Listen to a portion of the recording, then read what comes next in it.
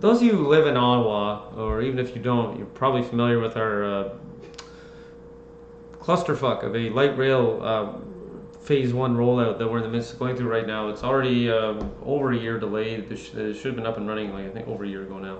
A lot of technical problems, and SNC-Lavalin, a company that you've undoubtedly heard a lot about in the last few months. Now they're the company that won the bid for the first phase, and there's been a bit of a controversy over the last while because the vote that took place on the second phase back in the spring.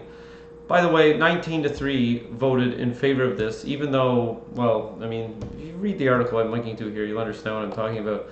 So, SNC-Lavalin, long story short, city manager has admitted that of the three companies that bidded, I just said bidded, wow, I need to sleep more. The three companies that put in bids, there we go, for phase two, Trillium, I don't know, anyway, they're like the next step of this, which might be ready before I'm dead.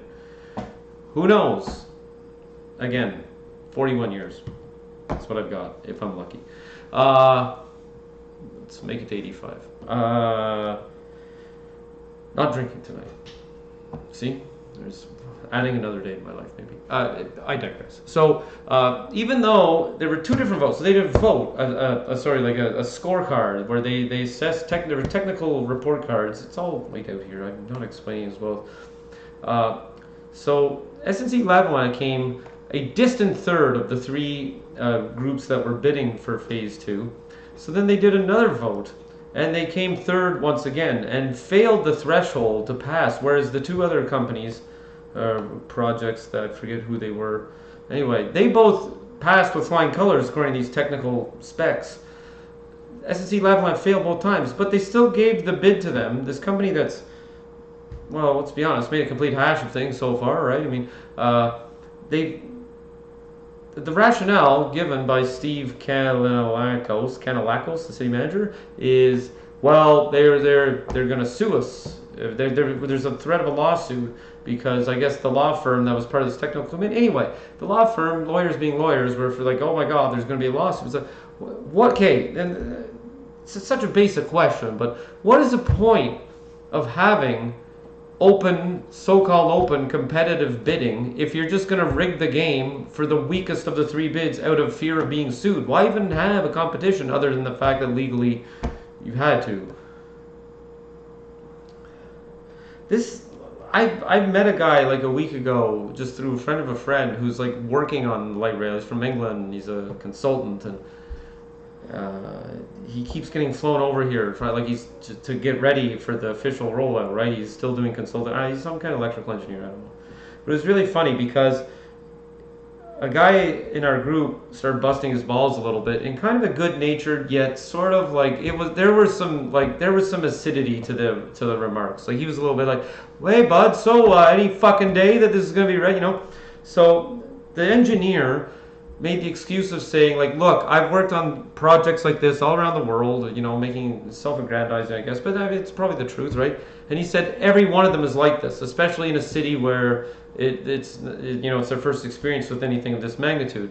And my response to that is, okay, if that's true, from now on, you as the consultant, okay, you need to tell the fucking elected officials that you're working with in whatever city that whatever date you set as a target, just add 2 years to it, just to be safe, just to look good. So, you know, if you set a date like, well, light rail is going to be up and running by 2018, say, no, 2020. 2020, we're covering our asses. Then people won't expect too much. Because that's the problem right now. People are pissed because it's expectations, right? If you cheer for a good hockey team and they barely make the playoffs and lose in the first round, it's a terrible year. If you cheer for a team that at the start of the year had no expectations, you know, and nobody thought any, like, imagine next year if the Senders actually make the playoffs, which is not going to happen, but let's just pie in the sky hypothetically say that it might. I don't even like the Senders, I'm just saying it could happen. It would be that, you know, that's like, your expectations are lower, but that's why you overpromise, underdeliver. Like, just add 2 fucking years and everybody would be fine. Like, is that light rail? Oh no, it's not. It's too, like,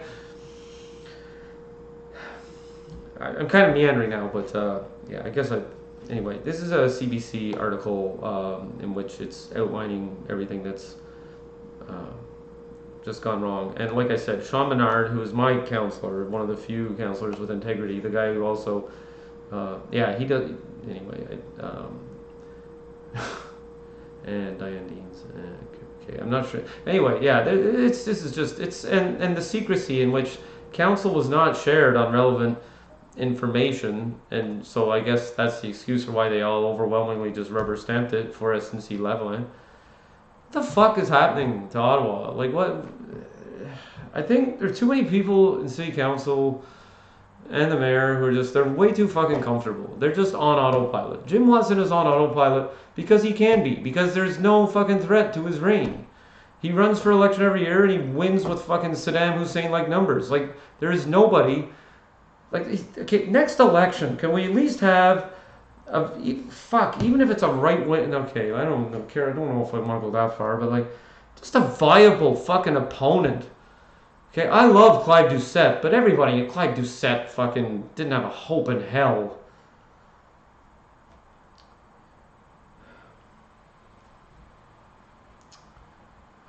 Trevor's Pad, September 1st. I gotta fix the graphic. Yeah, cool. See you guys.